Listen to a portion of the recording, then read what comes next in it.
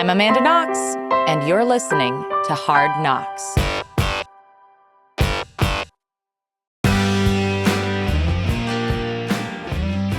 Welcome to Hard Knocks. So first of all, I'm really happy to talk to you. I feel like we're both Pacific Northwest girls, right? Are you familiar with Kristen and Vila Jokinen, by the way? I know that the adventurer world can be pretty small. It's very small. Yeah. Are you familiar with them? Have you ever met them before? Yeah. Mm-hmm. Okay, awesome. I love that. I love whenever anybody says oh, do you know? I'm like, there's a 90% chance, yes, because it's so tiny. It's the tiniest world. Absolutely. And I interviewed them when their book Joyride Odyssey from Alaska to Argentina came out. And one of the sort of takeaways that I had from especially chatting with Kristen was we could have been each other. We're both Pacific Northwest girls. There's something about being a Pacific Northwest girl that lends itself to outdoor adventure. So first of all, I wanted to just ask you to give a small sense to our listeners who you are and a little bit what we're talking about today. I have your book here. I don't know, it'll be eventually visible, but it's right here. Yeah. Enough. Climbing toward a true self on Mount Everest. Welcome, Melissa, to Hard Knocks. Thank you so much. Yeah, so I am a mountain guide. That's my professional job. I also am an adventurer, an explorer, a person who really likes to challenge myself. And I'm an explorer. I'm a mother. I run a nonprofit. But I got my start working on Mount Rainier in Washington State. And then I'm most well known for my career on Everest. So I worked every season on Everest for 10 years.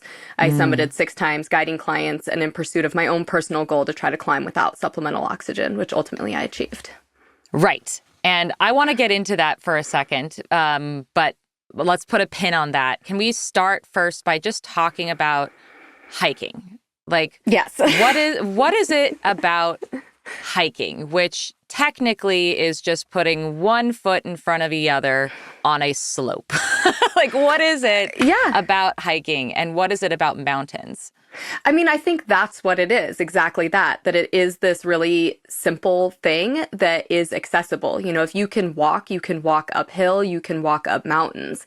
And I've always been a person who is really driven and very athletic, but not a very competitive person. And so being in the mountains really suits me quite well because there is no winning. There is just this extreme pursuit of your own personal challenge and limitations. And I think that there's something really for myself personally, I'm a pretty type A person. I like to control what I can. And there's something really therapeutic in a way about being in nature, which I absolutely cannot control, and having to constantly turn myself over to that process. And I think the endlessness of it, being able to explore truly anywhere in the world with this really specific skill set that is a universal language, there's something really special about that. Yeah. Again, we're going to have to put a pin in so many of the things that you've just said, because that idea of it's an endless challenge, right? There's always a higher peak, or there's always a faster summit, or there's always, something else that could push you a little bit further. That is an aspect of that.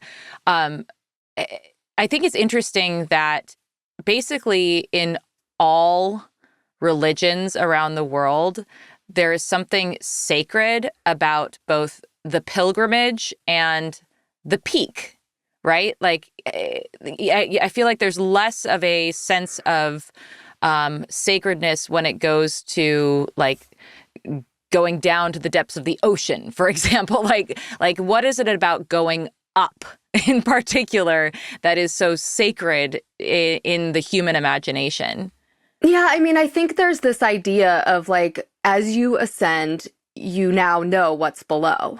And so there's only more knowledge to be gained. I mean, I really think that's the metaphor there of the higher you go, then everything you know is now below you. And that's sort of the ascension of wisdom in a way, I think, and I think that there is this really beautiful concept around your own capability and this consistent pursuit of what your own capability is, or what those limits of your own container are. And I just think the mountains and nature certainly for me, but also working as a mountain guide, like I get to see other people really define what their limits are, and then also just engage with challenge in a really specific and unique way. And I think we're really conditioned to being quite comfortable in our world. Like people have gotten very good at immediately changing the course of everything once discomfort creeps in. And I think that there is a tremendous soul journey to be learned from just being with discomfort. And anybody who has been in a situation that you couldn't take yourself out of and you had to sort of like come to terms with the discomfort knows that there is incredible value in that. It's not good. It doesn't mean you want it, but you know that it actually forms your character. It changes you.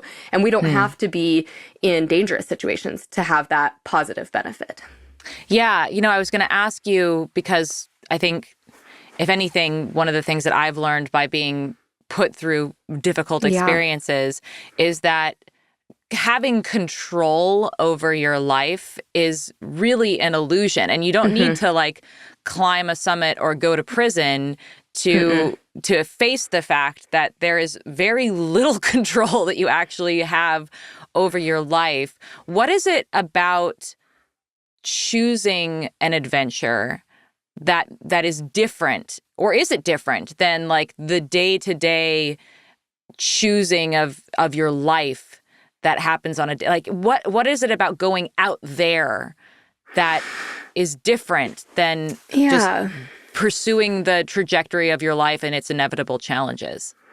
I think that there's something that is lovely about being distracted by pretty things. Nature like offers us a lot of beauty. And so it's like, oh, sunrise, sunset, stars, moon, mountain, peak, like there's all these opportunities to convince yourself that your suffering is worthwhile. And I think in our daily lives, we lack that so often. We can't find that defense of suffering. We can't prove to ourselves that there's beauty in it. And nature just sort of like stands up even in its most vicious form, even in storm, even in loss. There's this really incredible beauty.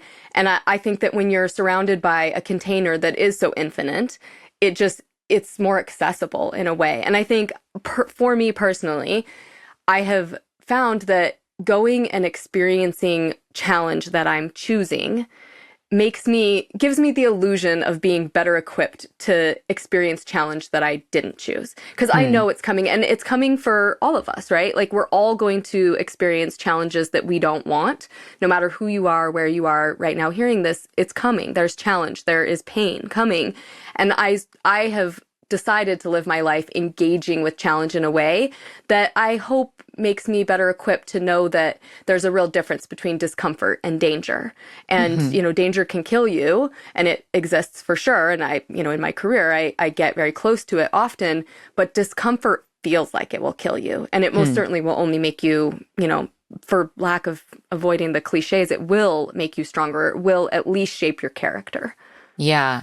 Yeah. I think I definitely want to chat with you a little bit about learning to recognize the difference between discomfort and actual, so discomfort that you can push yourself to arrive at, to meet, and other things that are signals of are red flags, like discomfort of red flags of actual danger that you should retreat. So how do you read the signals in order to know I should rise to meet the challenge, or I should retreat from this challenge? So I want to get into that a little bit.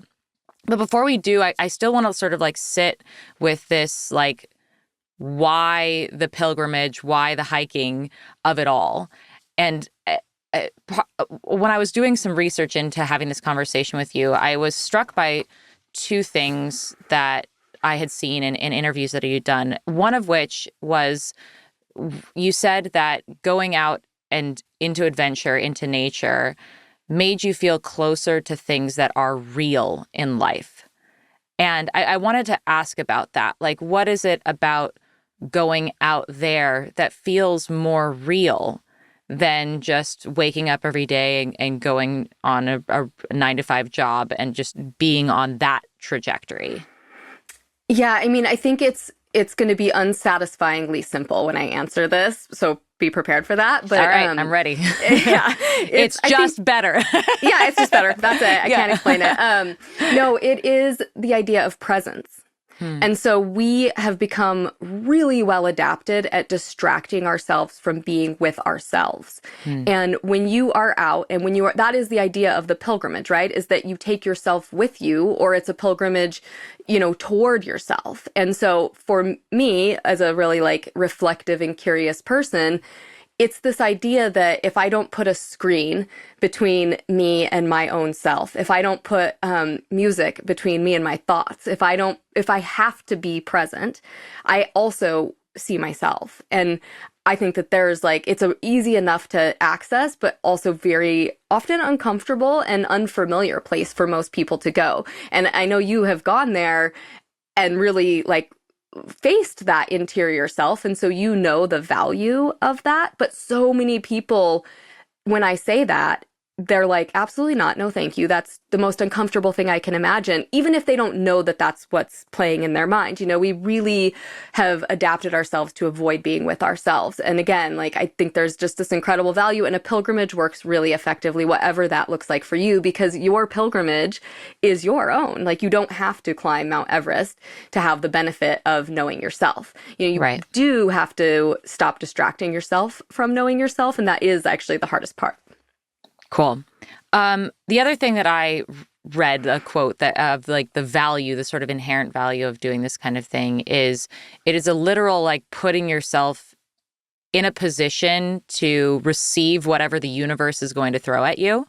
Can you speak a little bit more about what that is? Yeah. Yeah, it's a little bit back to what I was saying about being a person who likes to control what I can, which is a total illusion that I just tell myself so I feel better about, being a person on this planet that's in control of nearly nothing. And I think that there's this idea of exposing yourself to things that are so tangible and so dynamic. And it's a little bit, I think about it often at this moment of my life with parenting. I think it's something really similar to parenting. It brings with it this incredible aspect of a really dynamic environment that you don't totally have control of. You are a participant in it and you have your choices, but it's not going to necessarily change the course of everything.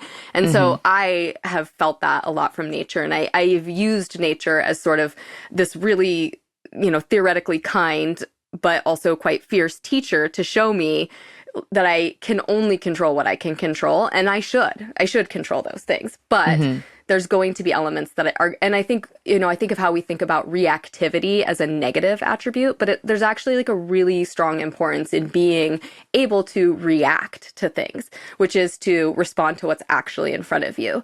And climbing big mountains in nature, continuously offers you that opportunity to react appropriately and, consequences accordingly. Right. Yeah. My husband and I choose a guide word for the year. Every year, every New Year's, we give ourselves a new word. And my word for this year is my favorite word because I feel like it's really a word of a lifetime, which is nimble. It just means, which is sort of responding to that, okay, yes, you can be ambitious and you can have all the plans in the world. But in my experience, then life happens to you. And your only choice is to be nimble enough to pivot in such a way that you can actually use the things that life throws at you as momentum instead of as this thing that drags you back or holds you down. So it sounds nimble is almost like the precursor to resilience, right? So nimble, and I talked to my daughter, as she's riding her bike and she's on her mountain bike and she hits bumps. It's nimble allows you to choose where to hit the bump, and resilience allows you to hit the bump incorrectly and keep going. And they're just so intertwined with each other. And I think it's such a beautiful concept. And again, nature gives you a million opportunities to try to strive for nimble. I think that's a really beautiful sentiment. Can you give me a concrete example of that in nature? What's an example of you having to be reactive to nature and in that kind of way? Yeah. I mean, so the way I engage with climbing is in mountaineering. So I'm on glaciers, snow, ice, and that is a, very dynamic environment. And so you can, for example, Mount Rainier, I've climbed it over 100 times. I never once have had a casual experience climbing Mount Rainier. It is so dynamic. And so you're having to constantly sort of balance this idea of, where you are, this place, and you don't know this place right now today, the snow conditions, the ice, the weather that's coming. And so it's really this like matrix. And that's kind of the very specific concrete example of how you're constantly having to react. And if you don't react and then like very quickly adapt, that's where you're going to struggle to be able to thrive in that environment. Can I talk about something that I don't know if it gets talked about enough?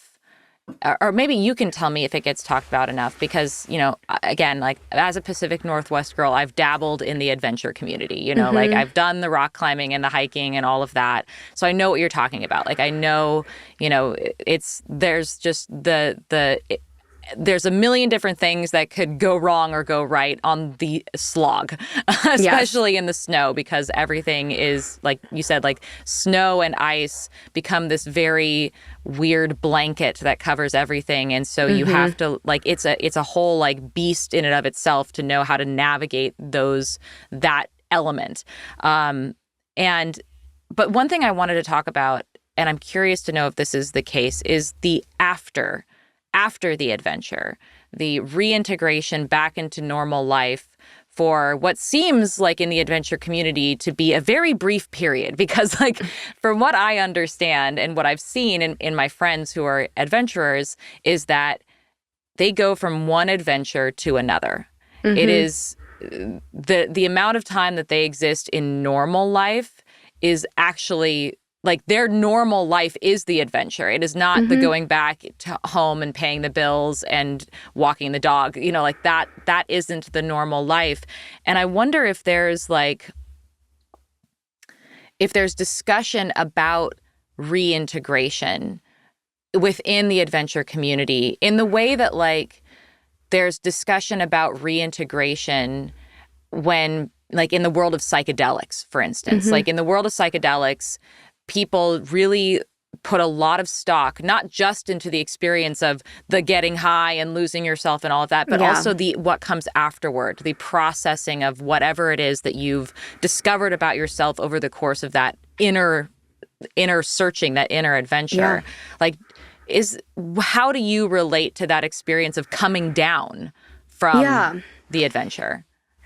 It's evolved hugely for me in my life. And I think if other people who pursue adventure as a lifestyle or as a career or both, I think that there is some really, I'll speak to my own journey. So for a very long time, the reintegration was just a pause point until I would leave again. And my leaving again wasn't because I was, receiving something out there that was so essential to who I was. It was because I was running away. It was because I couldn't handle the emotions of feeling, the normal range of human emotions that happen in all of our daily lives. I had to either be feeling emotions that were like so elevated because the risk was so high, the danger was so significant, and everything was just magnified, or it had to be so muted. And I was so distanced from the human emotions of like connection and feeling connected to other people and all of the, messy, complex things that comes when you have that type of vulnerability. And I think as I've observed and watched other people, and absolutely for my own journey, and I talk a lot about this in my book enough, that for me, I used adventure, I used achievement to sort of hide myself from being a person in the world and control, who the world might see as the person that I was. And that's not sustainable forever. And I think even, I'm surrounded by adventurous people. My coworkers, my peers, are people that put a high value on nature and adventure and personal challenge. And when engaged with in a healthy way, which I finally feel like I've sort of figured that out, I think it can be this wonderful thing where you actually look for that reintegration. The reintegration is why you go out, because you get to bring back into your life and share with the people in your circle and wider than your circle this beautiful glow of interior knowingness and connection to something really bigger than yourself and your own challenge and capabilities. When it's not dealt with in a healthy way, you know, you really see that. You can really identify the avoidance, the running away, the replacing accountability with achievement, and how that can be kind of a toxic thing. I don't think it's talked about enough or acknowledged enough, because I think when you're on that journey, it's really hard. If you would have talked to me 15 years ago and told me, you know, why don't you stay in normal life longer? Why do you go right back to the mountains right away? I would have answered in a really beautiful way that would have explained how like it was essential to my soul. And the total truth was like, I'm terrified. I'm terrified to be a human. I'm terrified to feel. And it's way easier to go to a place where feelings are amplified and muted and just live there. Okay, thank you for bringing this up, because like I think this is I think the crux of your book, which is why I think like it's such in the world of like mountaineering literature. There's like, again, there's this whole like other world of mountaineering and adventure literature where like there's almost a fetishization of the adventure. And I think the thing that you've done that's really interesting here is you've highlighted this aspect of it, which is the adventure. Am I addicted to adventure the way someone else is addicted to heroin because I'm like running away from normal life? And then sort of confronting that, like, or finding yourself like your life, even when you're running away to the mountains, your life is still there and is going to reassert itself. And so I'm wondering, like, can you talk to me? I mean, of course, I want everyone to buy your book and read your book, but like, let's talk a little bit about how the adventure sort of forced, like, the inner turmoil of your life, of your normal life, reasserted itself and was amplified by the adventure. Yeah. So my journey was one that started with a question about sort of belonging and being born into a family that I was pretty unsure of like how and where I belonged in that family. I had a really high conflict relationship with my mother. My parents were married. I had a very loving father, but it created an environment where I really learned that I could achieve my way into being loved. So if I did everything just right, then I was lovable. And I know a lot of people can relate to experiences like that in childhood, even if you had a really wonderful relationship with your parents, that can create sort of like core wound of believing that your worth is in exterior things and not your like just intrinsic ability to be deserving because you are alive. So that's my starting point. And then I also really wanted to be seen as capable and competent. So I pursued a particular career path that I couldn't just be a mountain climber. Like I couldn't just go and have this exceptional part of myself that was, oh, she climbs mountains. I had to also be the leader and be the teacher and really create that exceptionality, because I wanted, again, to like try to find my own way into belonging. And I experienced a tremendous amount of really toxic interpersonal relationships, often carried forward by my own choices and myself. And I talk about it really candidly in the book. And it felt really essential for me to sort of name the really terrible behaviors that I participated in or I was the instigator of. And not in the defense of like, oh, but I had these wounds I was carrying. It's like, yes, I understand that about myself now. But at the time, I was just being a kind of a low character person making some really shitty choices and disguising it with exterior achievement. And it worked. So for a while, it worked. I was being lauded and told like, wow, you're so amazing. You're such an inspiration. I was getting tons of media coverage. There's so few women who have had enduring careers on the really high mountains in the world, particularly on Everest. And just me being like a petite and like very feminine and conventionally attractive young girl doing this, I was getting so much attention. And I was able to not pay attention to the harm I was causing in my interpersonal relationships, the harm I was causing to myself. And then something shifted for me. And it really started with an accident in 2010 where my climbing partner was killed while we were climbing a peak together. And I had experienced death in the mountains. I had been, worked in emergency medicine. That sort of thing wasn't a surprise to me, but it had never hit so close to home. And it began the change of everything. And, on one level, if you were watching my career at that time, I continued climbing. I continued achieving summits that people were celebrating me for. And I got sponsorship and like my personal business was thriving. But on the interior side, everything was falling apart. And the consequences were now no longer runawayable in a way, like people were dying. And I was experiencing true post-traumatic stress that I could not just sort of, climb my way through. I couldn't just use force. It required a total shift for me to be able to look internally and actually start to like get pretty honest about how I was, using something that I was getting celebrated for in a very destructive way. And, it's a really good reference of like, if it was heroin, people would not be celebrating how I was like running away from my own life by, numbing myself and pretending to have a whole different existence. People would be like, oh, she needs help. But we have a society where we celebrate achievement, and we have sort of this like colonial love of the mountains and summits and celebrating people who go to them and plant the flag and what have you. And I've always thought like, even though I love that, it's kind of a silly, funny thing that we like clap for people who climb to the top of a place and then turn around and climb down. And so I had to like really get into the weeds of confronting that with myself. Okay, how did you do that?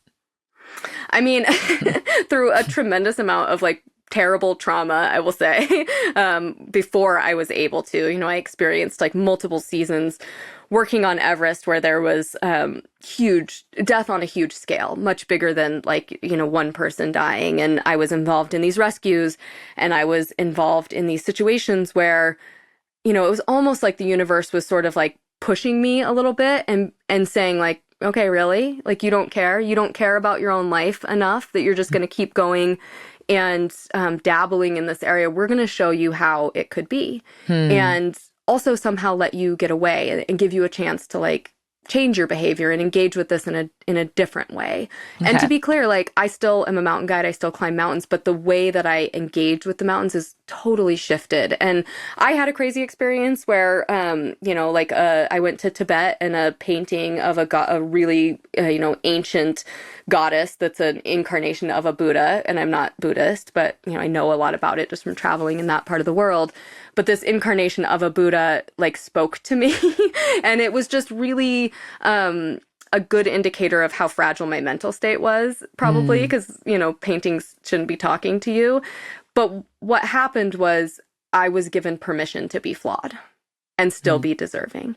And it broke something open in me. And I wish that it was something that I could package for you and give to the world and say, like, if you also are feeling undeserving, this is what you do. But I don't know how to make a painting talk to you. What I do know is that, I mean, you can try to replicate it in the same way.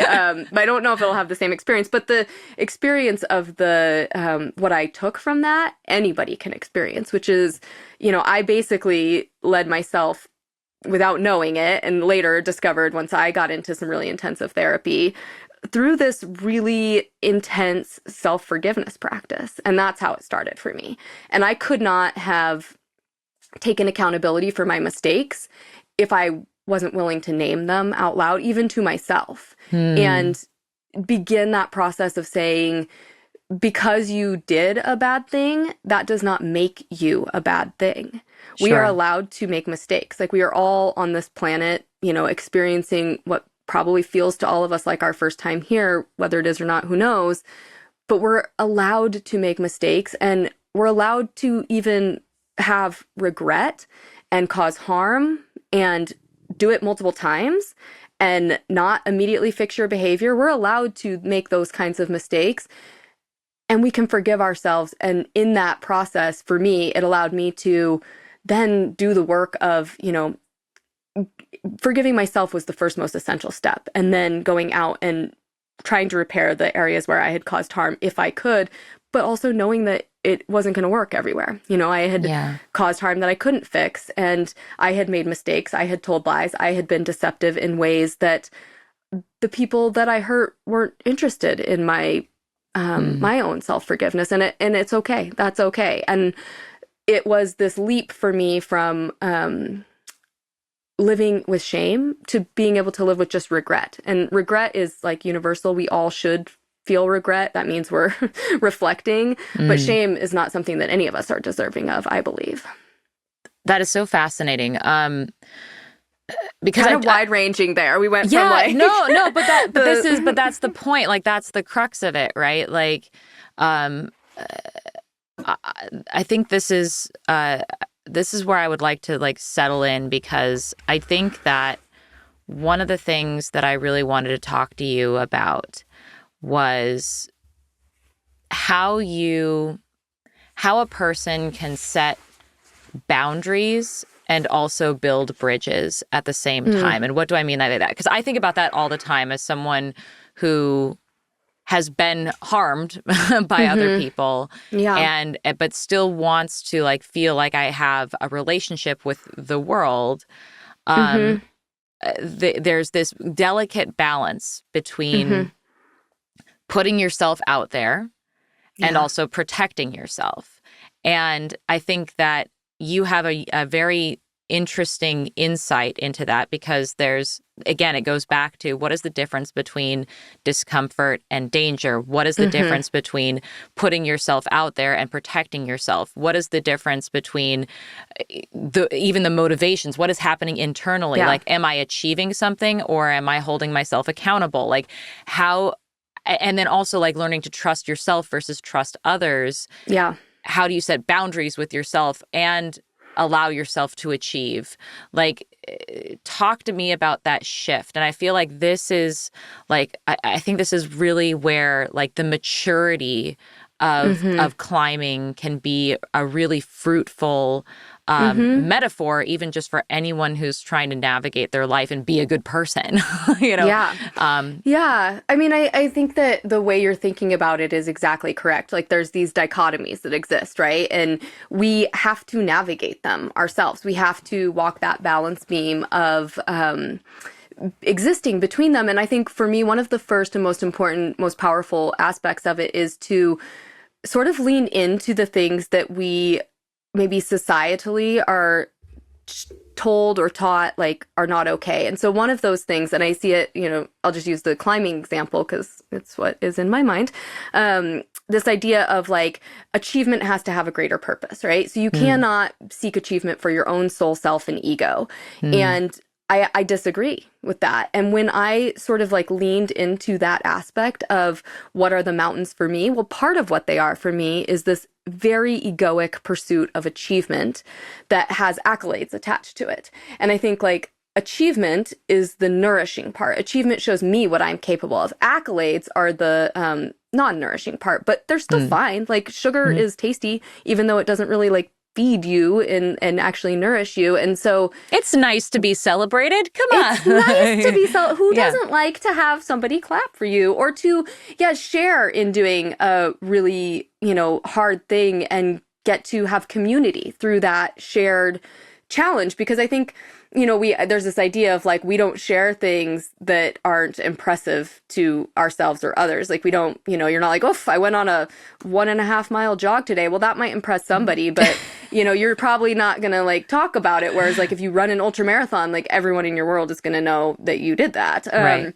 And I think that there is an okayness in that. So that's the beginning. And that's an example is I think we have to be able to get really honest, and it's easy to say that, and it's actually quite hard to do. And I would just challenge anybody, because I think no matter who you are and no matter what your past is, no matter, how flawless your past record is of behavior, or no matter if you are coming to terms with harm that has been caused to you by others. And I think most of us are coming to terms with both, right? Our own behavior and behaviors that were inflicted on us that we didn't choose.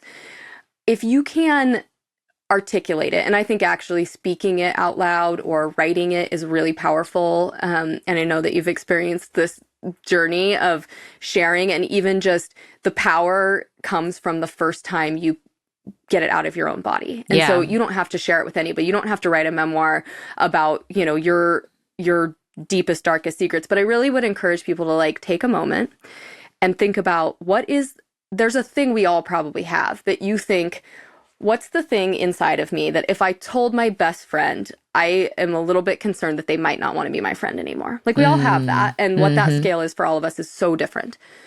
Now just think about what that thing is, and then go one step further and just write it down.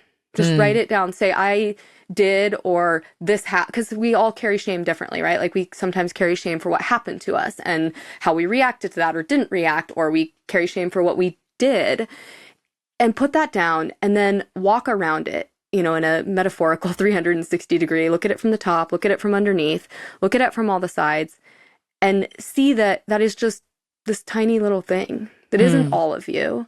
And once you do that, everything becomes possible.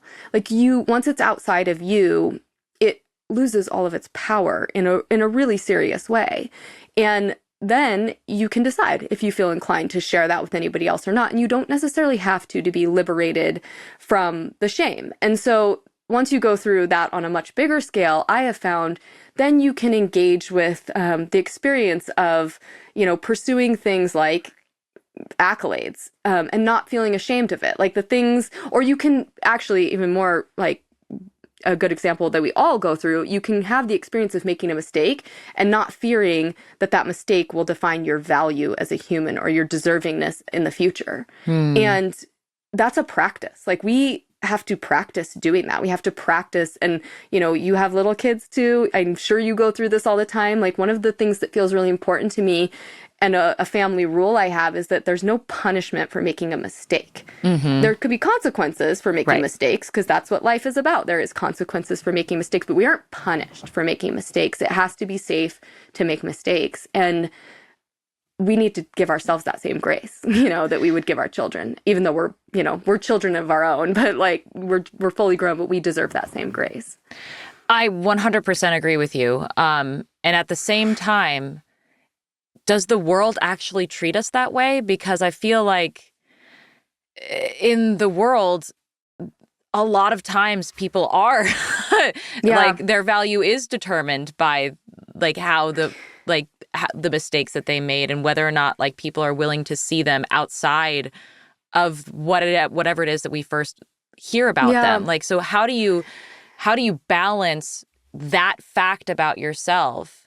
Like that, and that's a fundamental part of like being a healthy person and having a good relationship with yourself. It's like the practice of acknowledging the mistakes you've made and the harm you've caused, like is a necessary part of being a good person. And yet at the same time, I don't know if we live in a world where that is going to be encouraged or incentivized because we live in such an adversarial world. How do you navigate that? So it's really interesting. And I think that you have gone through a similar experience. And I think that particularly for you, the way that the world was introduced to you and chose to see you becomes part of like a very concrete groupthink. And so even when you're operating from your highest, best self, you are defensive because you're trying to create a new narrative. You aren't getting to introduce yourself to the world ever. You are, but I know it feels like you're not. And so how then do you, dabble with vulnerability? Because you're like, I have been shown that even if I am being truthful, people will believe what they want to, or they will believe what they were told, or, there's all of these challenges to it. And I have thought a lot about that. And in this process of, for me, my memoir, and I say coming clean, it's not that I was being untruthful completely. It's that it was so phenomenally incomplete. And it was such a procured image of who you would have known that it left me feeling ashamed and guilty every time I stood on a public stage, every time I was part of a big ad campaign, every time there was an article. I felt like a little bit dirty because I felt like it was so incomplete. And that's not like the entirety of who I am. And not that I need to tell you all the ways that I'm flawed to be deserving